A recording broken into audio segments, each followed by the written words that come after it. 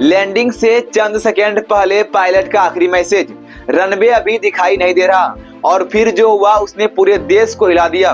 बुधवार सुबह महाराष्ट्र की राजनीति से जुड़ी एक बेहद दुखद और चौंकाने वाली खबर सामने आई।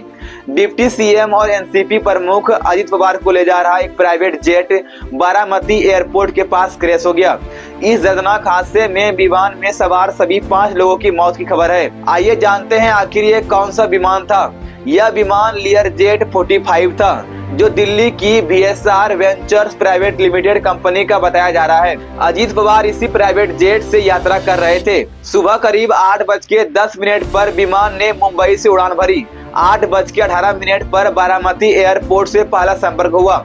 विमान जब एयरपोर्ट से लगभग 56 किलोमीटर दूर था, तब उसे पुणे ATC के कंट्रोल में दिया गया। पायलट ने एयर ट्रैफिक कंट्रोल से हवा और विजिबिलिटी की जानकारी मांगी।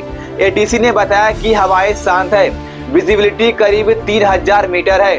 विमान ने रनवे 11 पर लैंडिंग की कोशिश की, लेकिन पायलट ने साफ कहा, रनवे अभी दिखाई नहीं दे रहा है। इसके बाद पायलट ने गो अराउंड किया।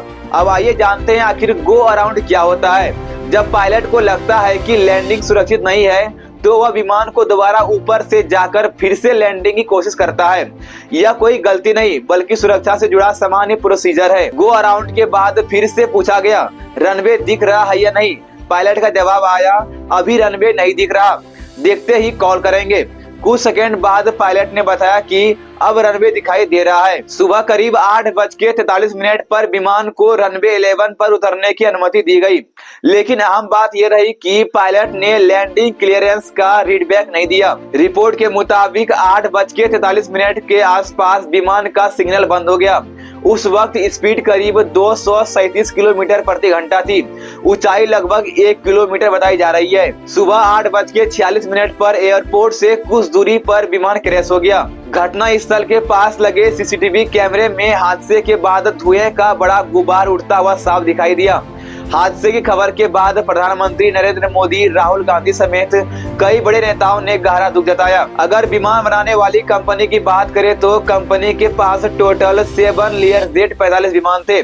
DGCA ने फरवरी 2025 में रेगुलेटरी ऑडिट किया था। उस ऑडिट में कोई गंभीर खामी नहीं पाई गई थी। अब सवाल यह है कि जब सब कुछ सामान्य बताया गया था, तो यह हादसा कैसे हुआ? क्या विजिबिलिटी ही वजह थी या कोई तकनीकी खराबी?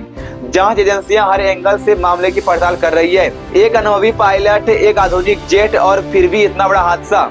सवाल बहुत है, जवाब जांच के बाद ही मिलेंगे।